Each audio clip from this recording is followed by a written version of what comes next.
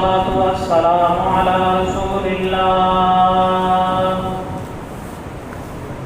أما بعد فأعوذ بالله من الشيطان الرجيم. بسم الله الرحمن الرحيم. حرمت عليكم أمهاتكم وبناتكم وأخواتكم وعماتكم وخالاتكم وبنات الأخ وبنات الأخت وأمهاتكم اللاتي أرضعنكم وأخواتكم من الرضاعة وأمهات نسائكم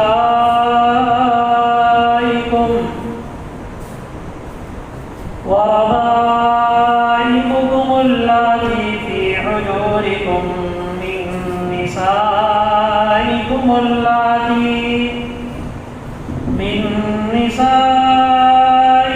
اللاتي دخلتم بهن، فإن لم تكونوا دخلتم بهن فلا جناح عليكم، وحلائل أبنائكم الذين من أصلابكم، وأن تجمعوا بين الأختين إلا ما قد سلف، إن الله كان غفورا رحيما. صدق الله العلي العظيم وصدق رسوله النبي الكريم، ونحن على ذلك لمن الشاهدين والشاكرين، والحمد لله رب العالمين.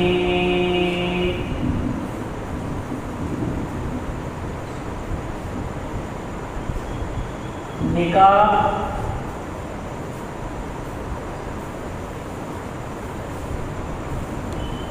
اگر گمان ہو کہ گناہ میں پڑنے کا یقین ہو تو اس وقت نکاح کرنا واجب ہے.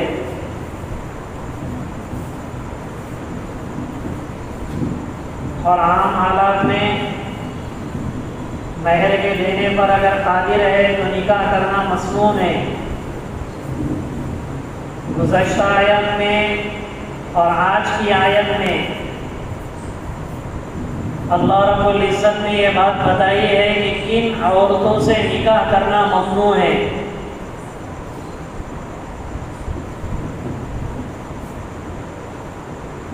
یا نکاح کرنے کے بعد کون کون سی عورتیں ممنوع ہو جاتی ہیں،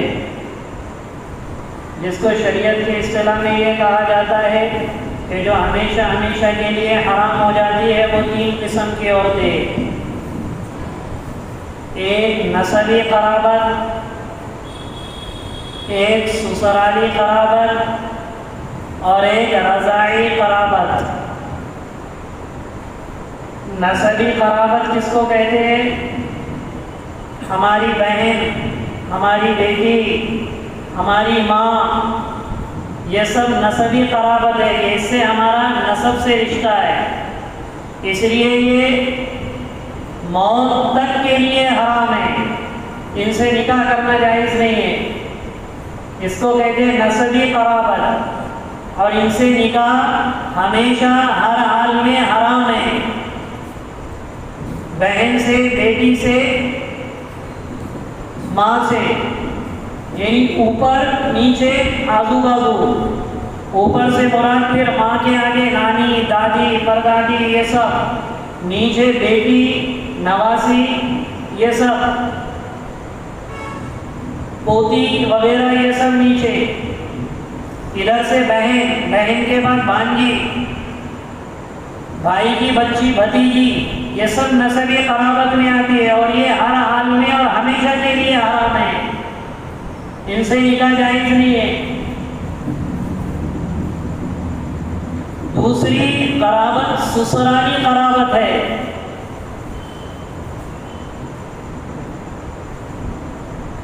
جس طرح میرے رشتہ دار،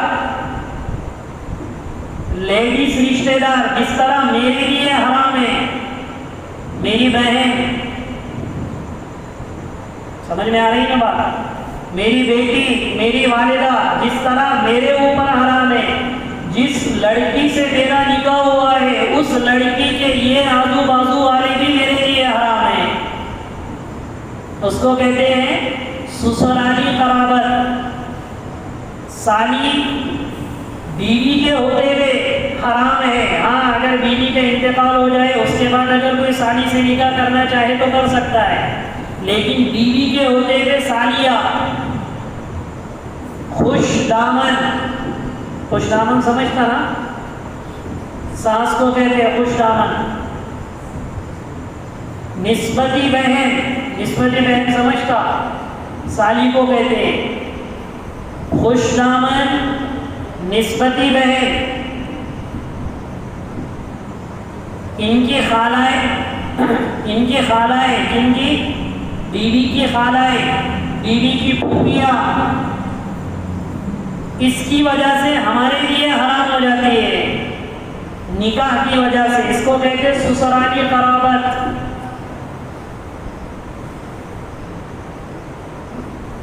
اور تیسری رضاعی قرابت. رضاعی قرابت کا مطلب یہ ہے زمانے جاہلیت میں پہلے یہ رواج تھا عربوں میں، وہ اپنے بچوں کو دودھ کے لیے، دودھ پلانے کے لیے خود ماں تھوڑا بہت دودھ پلا لیتی، پھر اس کے بعد انہیں دیہاتوں میں بھیج دیتی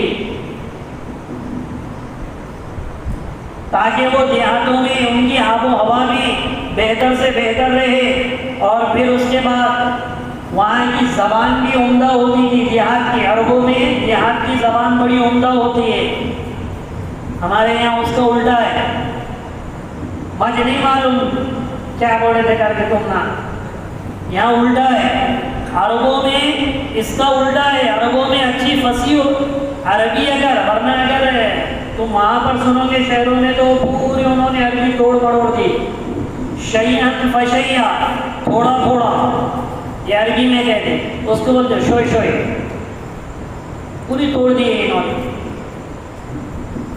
بھائی طواف کے لیے وہاں جو لوگ حج کو گئے ہوگے تو وہ جو حجر اسود کے پاس کھڑا ہوا رہتا ہے، جب نماز کا وقت شروع ہوتا ہے تو کھیبا گلاس، کھیبا گلاس، حالانکہ صرف اتنا بولنا رہتا ہے بعد العصر.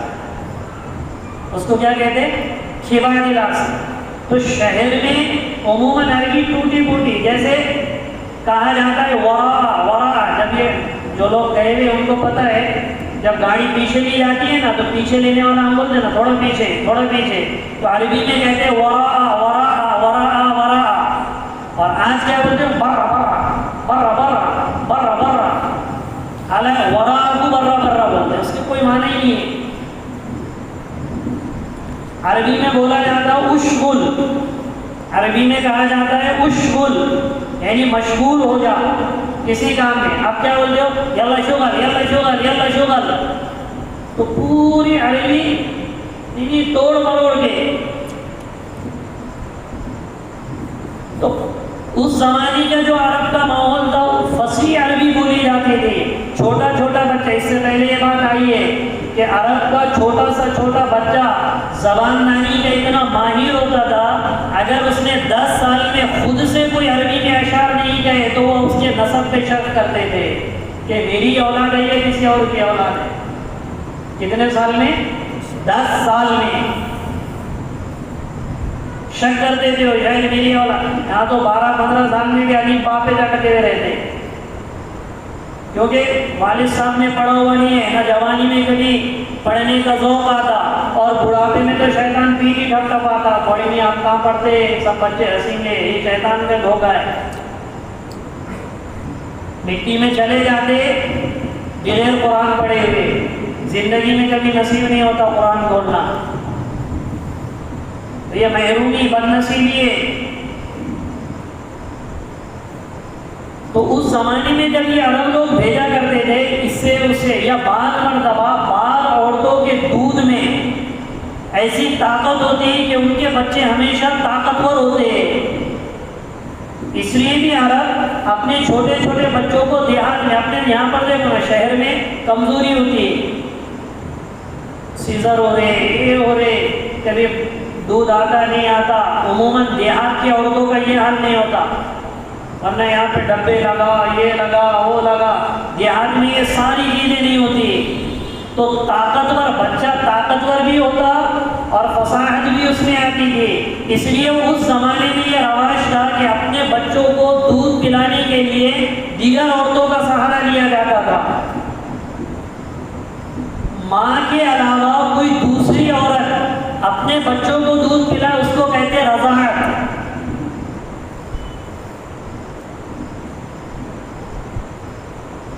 عموماً فقہاء نے لکھا ہے 2 سال کے اندر جو بچہ کسی دوسری عورت کو دودھ پی لے، کیونکہ مدت رضاعت 2 سال ہے، کوئی آدمی 3 سال کے بعد اگر پی لے گا تو رضاعت ثابت نہیں ہوگی.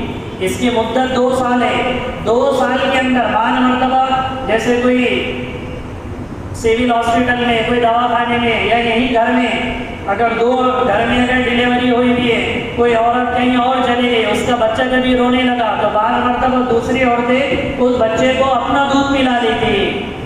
اگر وہ دودھ پلا لیے تو وہ بھی ہمیشہ کے لیے اس کے لیے حرام ہو جاتی ہے. یعنی اس سے، اس کی بہن سے، اس کی بیٹی سے، اس کے اطراف والوں سے نکاح کرنا حرام ہو جاتا ہے. اس کو کہتے ہیں رضاعی ماں، جس کا دودھ پیا ہوا ہوتا ہے اس کو کیا کہتے ہیں؟ رضاعی ماں. اس کے شوہر کو کیا کہتے ہیں؟ رضاعی باپ. اس کی بہن کو کیا کہتے ہیں؟ جناب محمد رسول اللہ صلی اللہ علیہ وسلم کے 2 رضاعی بھائی تھے، ایک حذافہ اور ایک عبداللہ. ایک حذافہ اور ایک عبداللہ. اور بہن تھی شیمہ سعدیہ. اور والدہ تو پتہ ہے حلیمہ سعدیہ. یہ رضاعی ماں اللہ کے رسول صلی اللہ علیہ وسلم کی. سویبہ نے بھی آپ کو دودھ پلایا، یہ بھی رضاعی ماں ہے. جو ابو لہب کی بانی تھی، اس نے اللہ کے رسول کی پیدائش کی خوشی میں جس کو کیا کر دیا تھا؟ آزاد کر دیا تھا. بعد میں اللہ کے رسول پر ایمان لائے بڑھاپے کی حالت میں.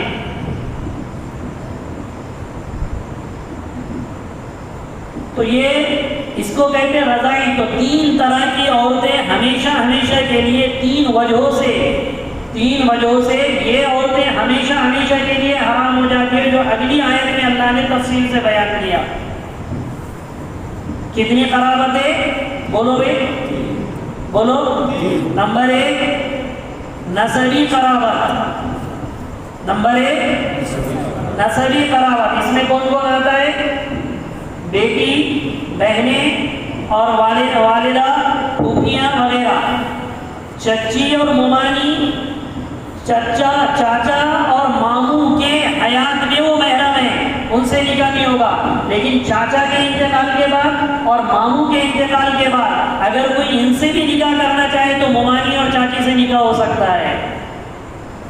چاچا کے رہتے ہوئے پھوپھو سے تو کسی حال میں نہیں ہو سکتا. خالہ سے کسی حال میں نکاح نہیں ہے، حرمت محبتہ ہے. چاچی محرم ہے چچا کے ہوتے ہوئے، ممانی محرم ہے ماموں کے ہوتے ہوئے. تو یہ کیا ہے؟ یہ نسبی قرابت. نمبر 2 سسرالی قرابت، یعنی ہماری بیوی کے رشتے دار، جو اس کے قریبی رشتے دار ہیں ہماری بیوی کے، اس کی والدہ اور اس کی بہنیں. اس کا وہ اگر نکاح میں اس وقت موجود ہے تو بہن وہ آئے گا آیت میں. اس کی خالہ ہے، اس کی انڈی. اس کو فقہاء نے ایک اچھا اصول یہ بیان کیا، پتہ نہیں آپ سمجھ پائیں گے نہیں سمجھ پائیں گے، بول دیتا اس کو سمجھ لیے تو اچھا ہے. جن عورتوں کو 2 عورتوں کو آئے گا، جن دو عورتوں کو نکاح میں رکھنا ناجائز نہیں ہے، ان 2 عورتوں کو، جن 2 عورتوں میں سے اگر ایک کو مذکر بنا دیا جائے تو ان کا آپس میں نکاح جائز نہ ہو. ایسی 2 عورتوں کو بھی اپنے نکاح میں رکھنا جائز نہیں ہے. اس کے اور آگے تفصیل آئی. بہرحال دوسری چیز کیا ہے؟ سسرالی قرابت. ارے بھائی سمجھ میں آ رہی ہے نا بات یا نہیں آ رہی؟ اور تیسری چیز کیا ہے؟ رضاعی. را ضاد الف عین یا وہ رضاعی. رضاعی قرابت کس کو کہتے ہیں کہ بچپن میں اگر دودھ پینے کے زمانے میں اگر ہم نے کسی دوسری عورت کا اپنی ماں کے علاوہ اپنی والدہ کے علاوہ کسی دوسری عورت کا اگر ہم نے دودھ پی لیا تو یہ اس عورت کے جتنے بھی رضائی بہنیں حرام، رضائی ماں حرام، اس کی بیٹی یا اس کی دادی نانی یہ ساری کی ساری چیزیں حرام ہو جاتی ہیں. اور یہ سارے رضاعت کا تو یہ قرآن سے بھی ثبوت ہے اور جناب محمد رسول اللہ صلی اللہ علیہ وسلم کی احادیث مبارکہ بھی ہے. اب اس میں ایک ایک سے ہم یہ سمجھے حرمت علیکم امہاتکم وبناتکم واخواتکم، تم پر حرام کر دی گئی تمہاری مائیں.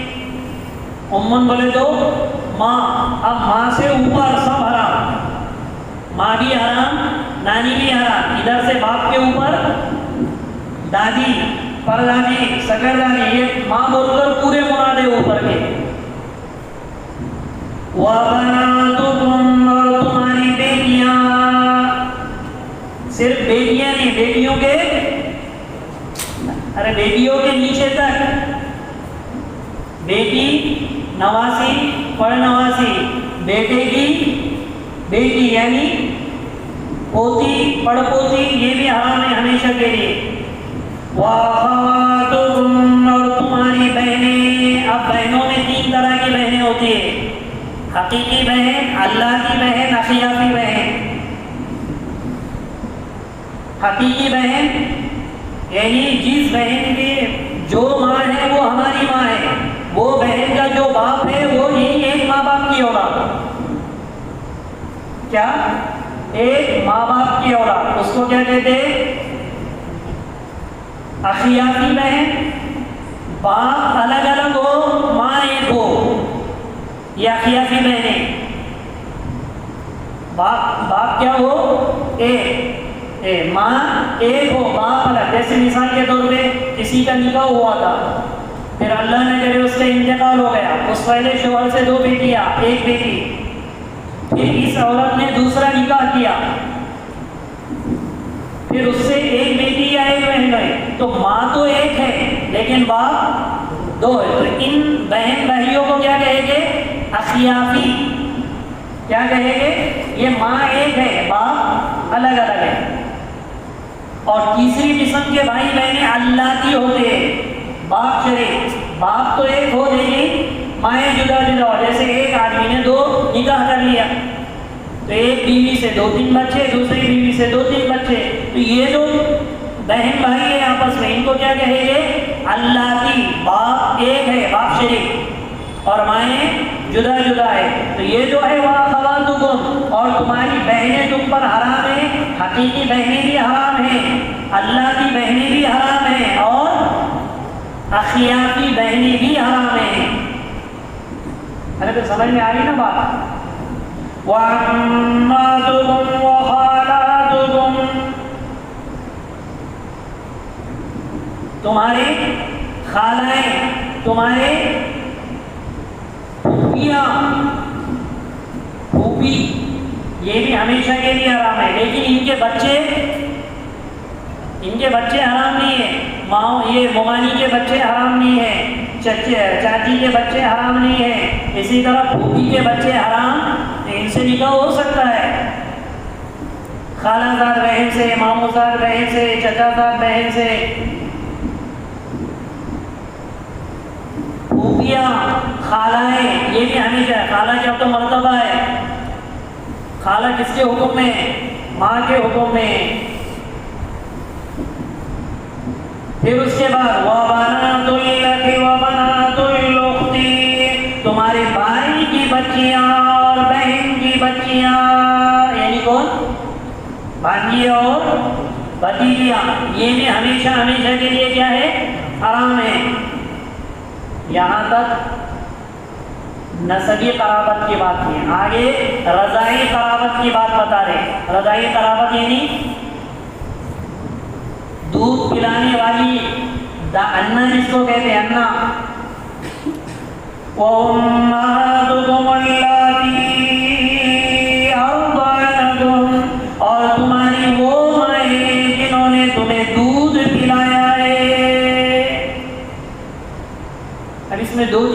سمجھے دودھ پلانے کے لیے جو بات بتائی گئی کتنے سال سے پہلے پلانا شرط ہے؟ اگر اس کے بعد اگر کسی نے پلایا ہے تو حرمت رضاعت ثابت نہیں ہوگی. وہ عورت اس کے لیے ہمیشہ کے لیے یا وہ عورت کی بیٹیاں اس کے لیے حرام نہیں ہوگی. 2 سال کے اندر اس نے پیا ہوا ہونا. اور احناف کے نزدیک تو کچھ تھوڑا بھی اگر اس نے پی لیا ہے تو حرمت ثابت ہو جائے گی. لیکن امام شافعی رحمۃ اللہ علیہ کے نزدیک 5 مرتبہ دودھ پیا ہوا ہونا شرط ہے. یہ اس میں ائمہ کا اختلاف ہے. آپ صرف اتنا سمجھیں کہ احناف کے نزدیک تھوڑا بہت بھی اگر پیا ہے تو حرمت رضاعت ثابت ہو جائے گی. اس لیے جو لڑکے وغیرہ لیتے ہیں نا, کسی کو اگر لڑکا نہیں ہوا تو گود میں لے لیتے ہیں لڑکے, لے پالا متبنا منہ بولا بیٹا, تو اس وقت لینا چاہیے جبکہ بیوی کو دودھ بھی آتا ہو.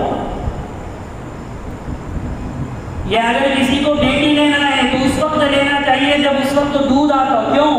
جب یہ دودھ پلا لے گی تو یہ اس کے لیے ہمیشہ کے لیے حلال ہو جائے گی نا, یہ ہمیشہ کے لیے حرام ہو جائے گی, اس سے نکاح جائز نہیں ہو جائے گا, رضائی بھائی بہنیں رہیں گے. ورنہ اگر دودھ نہ آتا ہو, اللہ نہ کرے جس کو اولاد نہ ہو اللہ اس کو اولاد صالح عطا فرمائے, اگر کسی کو اولاد نہ ہو, اگر وہ ایسے لڑکے کو لے رہا ہے جو اس کی بیوی کا محرم نہیں ہے تو بالغ ہونے کے بعد اس کی بیوی سے اسے پردہ کرنا فرض ہے. عموماً لوگوں کو مسئلے کا پتہ نہیں. بعض مرتبہ لڑکی ہم گود لیتے تو جس کی لڑکی گود میں لیے اگر وہ مینی محرم اگر ہے, باپ کی اگر محرم یعنی شوہر کی محرم ہے تو لے. اگر میں جیسے بھتیجی جیسے بھانجی اگر وہ لینا چاہے تو لے سکتے.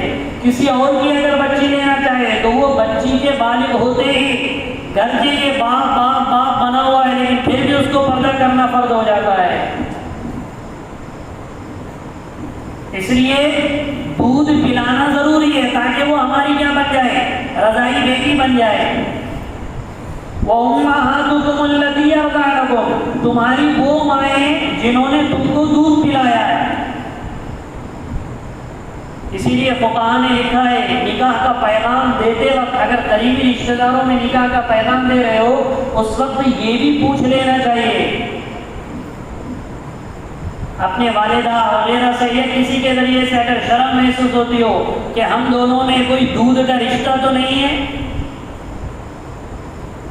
کیونکہ بعض مرتبہ ایسا ہوتا ہے کہ کہیں اور چلے گئے تو بچہ رو رہا ہے تو عورتیں اس کو اپنے سینے سے لگا چھاتی سے لگا لیتی اور دودھ پی لیتا. اسی لیے فقہاء نے لکھا ہے اگر میاں بیوی کی شادی ہو جائے اور 2 مرد عادل مردوں نے اگر آ کر گواہی دے دی ارے تم نے نکاح کیا گھر کے وہ بوڑھے ہو چکے ہو, اگر 2 عادل لوگوں نے گواہی دی ہے کہ تم دونوں آپس میں رضائی بھائی بہن ہیں اور 2 عادل آدمی ہیں تو نکاح کا توڑنا واجب ہے. اگر ایک مرد اور ایک عورت نے یا 2 عورتوں نے یعنی شرعی گواہی اگر موجود نہ ہو, معتبر گواہ ذرائع سے پتہ نہ چلتا ہو, معتبر ذرائع سے اس کو جھٹلایا جا سکتا ہو, تب بھی فقہاء نے لکھا احتیاط یہ ہے کہ وہ نکاح ختم کرا دے. اس لیے نکاح سے پہلے اس کی بھی تحقیق ہونی چاہیے کہ آیا ہم پہ ہمارا کوئی دودھ کا رشتہ ہے یا نہیں ہے.